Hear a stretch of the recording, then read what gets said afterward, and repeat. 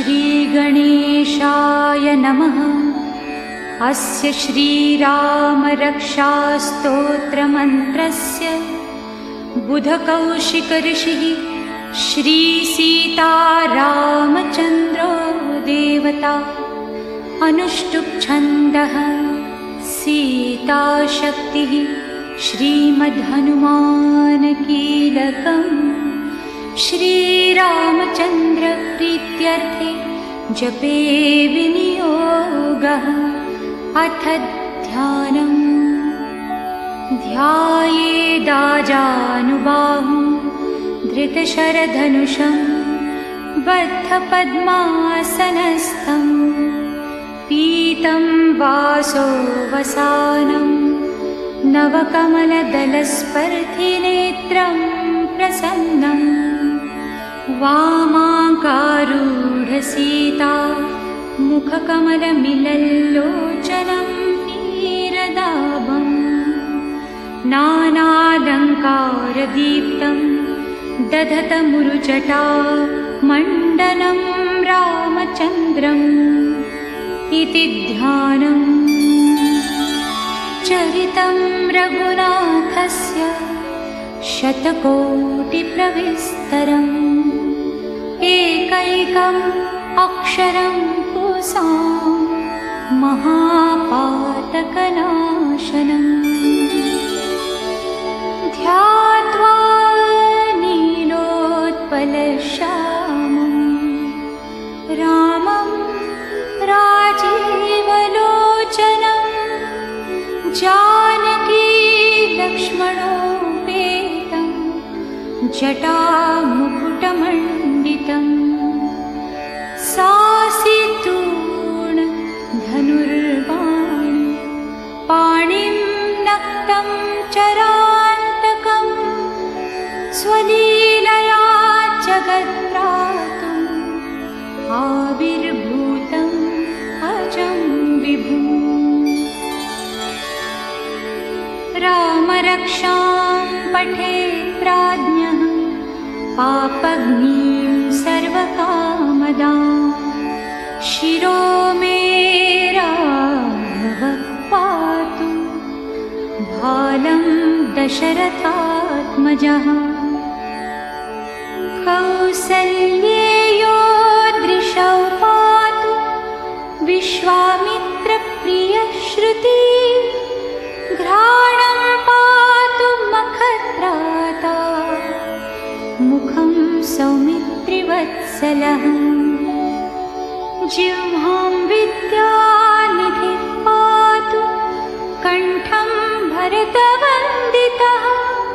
स्कन्धौ दिव्यायुधः पातु भुजौ भग्नेशकामुकः। करौ सीतापतिः पातु हृदयं जामदग्न्यजित्। मध्यं पातु हरध्वंसी नाभिं जाम्बवदाश्रयः। सुग्रीवेशः कटे पातु सक्थिनी हनुमत्प्रभुः। पुरूरघूत्तमः पातु रक्षः कुलविनाशकृत्। जानुनी सेतुकृत् पातु जङ्घे दशमुखान्तकः। पादौ बिभीषणश्रीदः पातु रामोऽखिलं वपुः। पीतां रामबलोपेतां रक्षां यः सुकृती पठे। सचिरायुः सुखी पुत्री विजयी विनयी भवे। पातालभूतलव्योम चारिणश्छद्मचारिणः न द्रष्टुमपि शक्तास्ते। रक्षितं रामनामभिः। रामेति रामभद्रेति रामचन्द्रे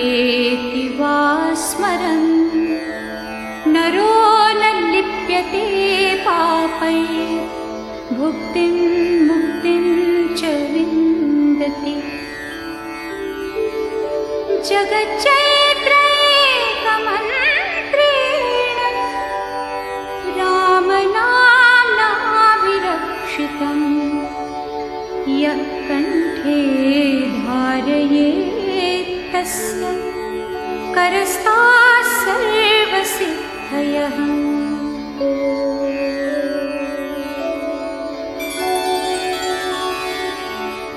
वज्रपञ्जरनामेदं यो रामकवचं स्मरेत् अव्याहताज्ञः सर्वत्र लभते जयमङ्गलम्। आदिष्टवान् यथा स्वप्ने राम रक्षामि मां हरः तथा लिखितवान् प्रातः प्रबुद्धो बुधकौशिकः।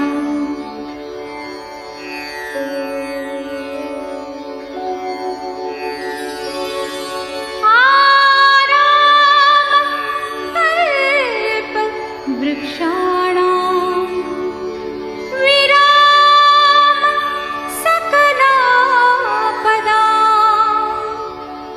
अभिरामस्त्रिलोकानां रामः श्रीमान् सनः प्रभुः। तरुणोरूपसम्पन्नो सुकुमारो महाबलो पुण्डरीकविशालाक्षो क्षीरकृष्णाजिनाम्बरो।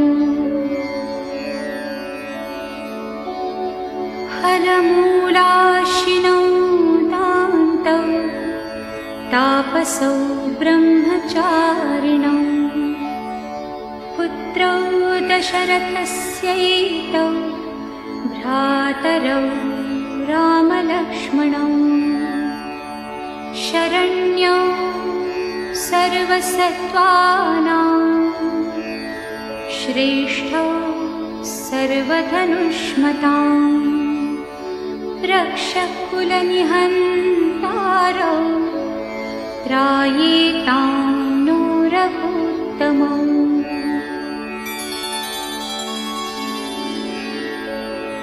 आत्तसज्ज धनुषा विशुस्पृशा वक्षया शुभनिषङ्गसङ्गिनौ रक्षणाय मम रामलक्ष्मणा अग्रतः पथि सदैव गच्छताम्।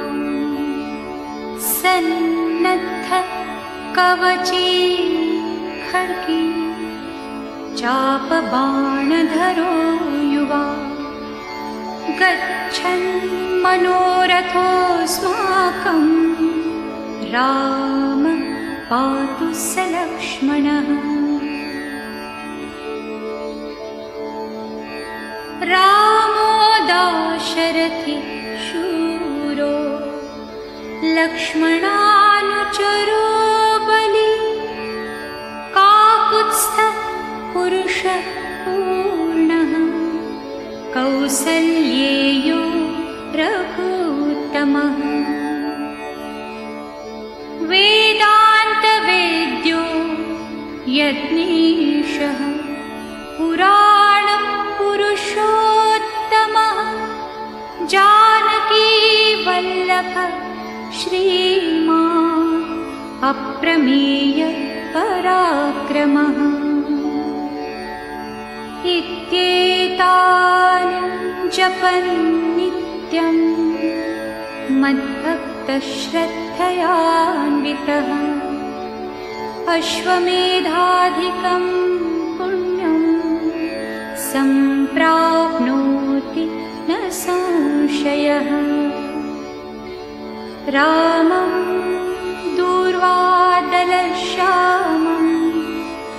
पद्माक्षं पीतवाससं स्तुवन्ति नामभिर्दिव्यै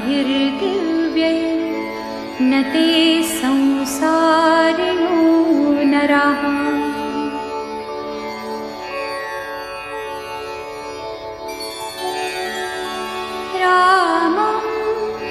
लक्ष्मण पूर्वजं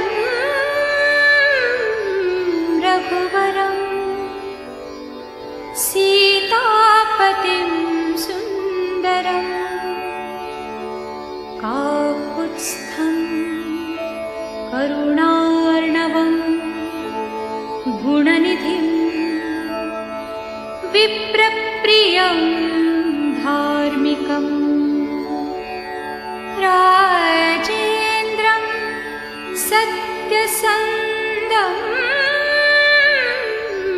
दशरथतनयं श्यामलं शान्तमूर्तिं वन्दे लोकाभिरामं रघुकुलतिलकं राघवं रावणारिम् रामाय रामभद्राय रामचन्द्राय वेधसे रघुनाथाय नाथाय सीताया पतये नमः। श्रीराम राम रघुनन्दन राम राम श्रीराम राम भरताग्रज राम राम श्रीराम राम रणकर्कश राम राम श्रीराम राम शरणं भव राम राम श्रीरामचन्द्र चरणं मनसा स्मरामि श्रीरामचन्द्र चरणं वचसा गृह्णामि श्रीरामचन्द्र चरणं शिरसा नमामि श्रीरामचन्द्र चरणं शरणं प्रपद्ये। माता रामो मत्पिता रामचन्द्रः स्वामी रामो मत्सखा रामचन्द्रः सर्वस्वं मे रामचन्द्रो दयालु नान्यं जाने नैव जाने न जाने। दक्षिणे लक्ष्मणो यस्य वामे तु जनकात्मजा पुरतो मारुतिर्यस्य तं वन्दे रघुनन्दनं। लोकाभिरामं रणरङ्गधीरं राजीवनेत्रं रघुवंशनाथं कारुण्यरूपं करुणाकरं तं श्रीरामचन्द्रं शरणं प्रपद्ये। मनोजवं मारुततुल्यवेगं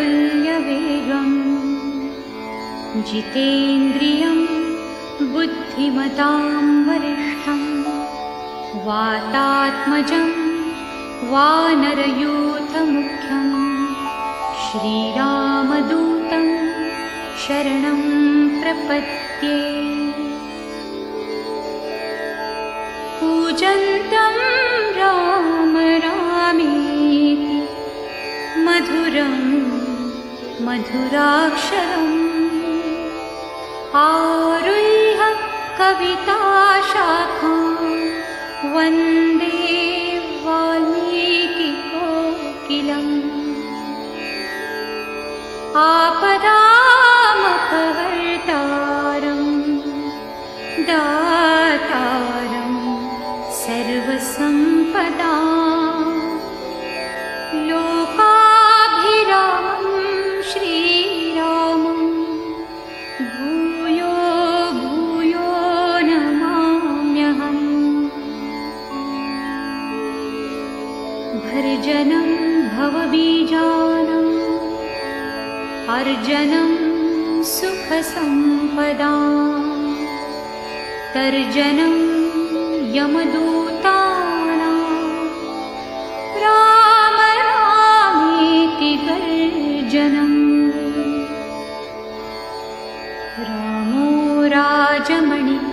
सदा विजयते रामं रमेशं भजे रामेणाभिहता निशाचरचमू रामाय तस्मै नमः रामान्नास्ति परायणं परतरं रामस्य दासोऽस्म्यहं रामे चित्तलयः सदा भवतु मे भो राम मामुद्धर राम रामेति रामेति रमे रामे मनोरमे सहस्रनाम तत्तुल्यं रामनाम वरानने इति श्री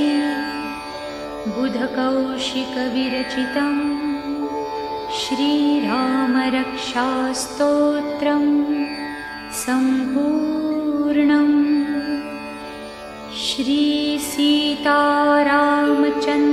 श्रीसीतारामचन्द्रार्पणमस्तु श्रीराम श्रीराम श्रीराम